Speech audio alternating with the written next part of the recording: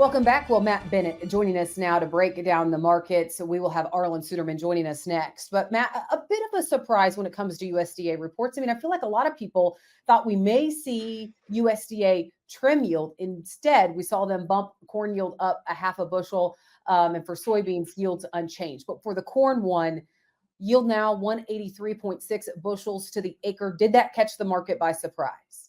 Yeah, I think it did. When you look historically, for instance, at the Pro Farmer Tour, whenever they come in below USDA, typically like 65% of the time, that September report actually comes down. But we didn't do that. I mean, yeah, the crop didn't finish great. I think overall the Corn Belt was fairly dry in the month of August. But I think what USDA found is that, obviously there's a lot of ears out there, and it looks like it's going to be a pretty good size year. Uh, Corn looks like you're going to have a pretty big crop, but overall, whenever you're looking at carry out, it comes down. And so, how did it come down? Old crop, you raised ethanol 15 million bushels, you raised export 40 million bushels. And so, that 55 million bushels basically of a lower carry out coming into this year offset 39 million bushels more corn that they came up with production. So, you actually brought carry out down, by 16 million bushels versus last month. Matt, let's move to soybeans. There's a lot of pods out there, USDA Hmm. acknowledging that, but yields they left unchanged. There's a lot of concern, though, about this dryness that has set in across the Midwest, across quite a few states, Matt. Yeah.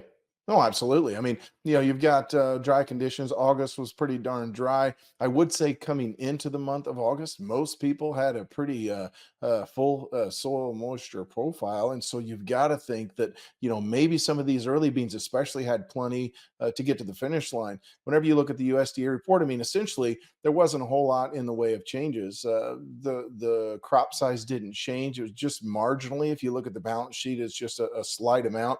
But carryout did come down 10 million bushels, but still tying this to 550. And so this is a big enough crop considering we're carrying in a pretty darn big crop to boot. Now, most of the time, whenever you raise a yield, soybean yield, it's like 80% of the time, whenever Pro Farmer goes up from the August USDA, USDA in September typically goes higher. And that was not the case. But again, it's because there's a lot of pods out there. We just didn't have enough rain to fill them. All right, South America, though, there's already talk about some of this dryness in South America and the impact that it's going to have on the crop there. We had the debate last weekend on the show when we were at University of Nebraska. Is it too early to talk about dryness in South America, including Argentina and Brazil? What do you think, Matt? It's never too early to talk about it, especially if you can get a little bit of a boost out of prices. But whenever we talk to some of our friends in the weather business that, know more about it than what we do, most of them have felt that this is going to pass, that you're going to see weather return to normal in the second half of September. If that's the case, then certainly it's going to cause issues. You look at this USDA report, tying over the course of these two marketing years that they like to look at, looking at world supply, it's going to go from about 100 million tons to 134. So if Brazil has what the USDA thinks they're going to have, which is about 170 million ton crop, you could be looking at world stocks go up 33%. So yes, the dryness is a concern, but right now you've still got very burdensome levels of soybeans as far as stocks are concerned. So you're going to have to stay pretty dry if you want to keep this bean market afloat.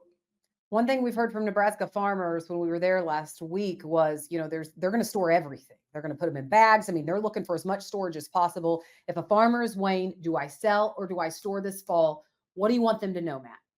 The problem I think with soybeans is just what the world situation is. We're awash in beans, both domestically and worldwide. I think with corn, you could start to make a little bit of a story, actually, Tanya. You're going to have to get out past harvest, most likely. But with input costs being high, I do think that farmers are scaling back just a little bit on fertilizer. There's a lot of talk that maybe acreage could be down again next year. And with the Argentine grower already saying they're going to plant less corn, and the Brazilian grower saying they're not going to plant more corn, I think you can start to make a little bit of a story. So you don't have quite the burdensome levels of world stocks on corn.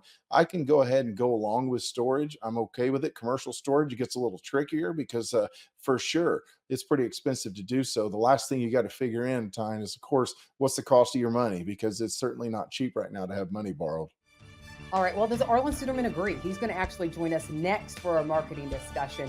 We appreciate you joining us this weekend. Matt, we need to take a quick break and then we'll be right back.